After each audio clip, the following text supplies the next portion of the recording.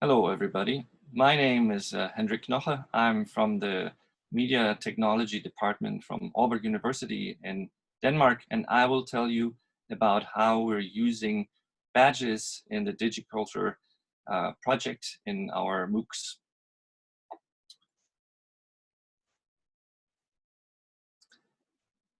Let me tell you a little bit about how badges are used. So we have badges are micro-credentials that people can use to display their capabilities. And I will walk you through the different ways of how you can do that. So how we as a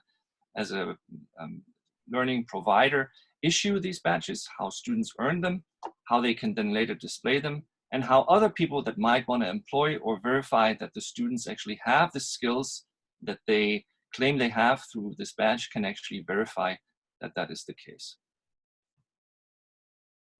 So typically, badges serve as micro-credentials, so they are not as big as full certificates for a major education, but for smaller units. So we issue these through our digital learning environments to a learner. And so we set them up before, and we can connect them, of course, to competence frameworks and so forth.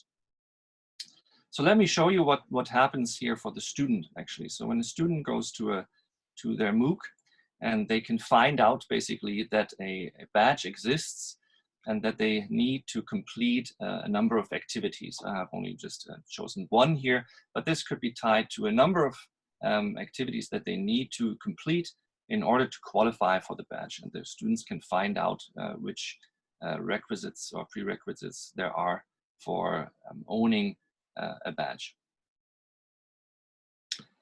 The students can also attach evidence, so to their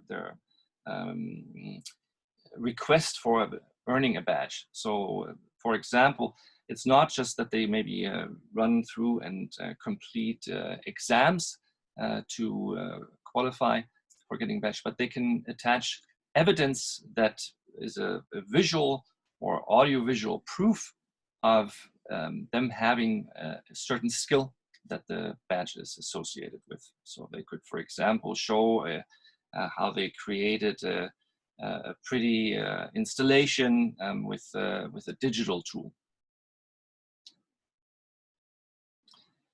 And after they have been awarded a badge, the students can then go and download the badge. And then there are a number of things, of details attached to the badge. So what the name, what kind of course this might relate to that they have chosen, and how they can,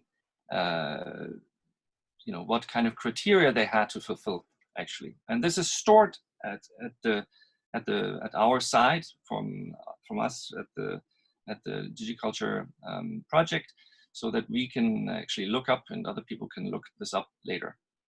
Then the badge might expire at a certain point, and then you can look up the evidence. So let's say the student downloads this badge. They can connect it to what is called a backpack, which is a nice metaphor from the backpacks that people used to walk around with and had all these badges from the countries that they visited. So everybody can see which places they visited. So in this case, they can see what kind of skills they have. So let's go to one of those backpacks. So one backpack provider, so to speak, is Badger. So in Badger, you can display your badges. So what we do is from our learning environment, from Moodle, the students, they earn the badge, and then they can upload it to Badger, and they can people can see it from there. But they can, of course, share all of this information on social media, Facebook, LinkedIn, Twitter, Pinterest, and so forth. And this being a digital solution has, of course, the nice advantage that now anybody who sees this badge that this person has been awarded, that they can go back now and verify and see the evidence. Unlike with paper certificates, where you basically just see a pretty printout or with a nice stamp and seal, here you can actually see and verify what actually was the ground or the reasons why this badge was awarded. So this gives a nice transparency for potential employers to verify what their potential candidates can actually do. And so makes the whole process of hiring people for specific skills better for both sides, hopefully.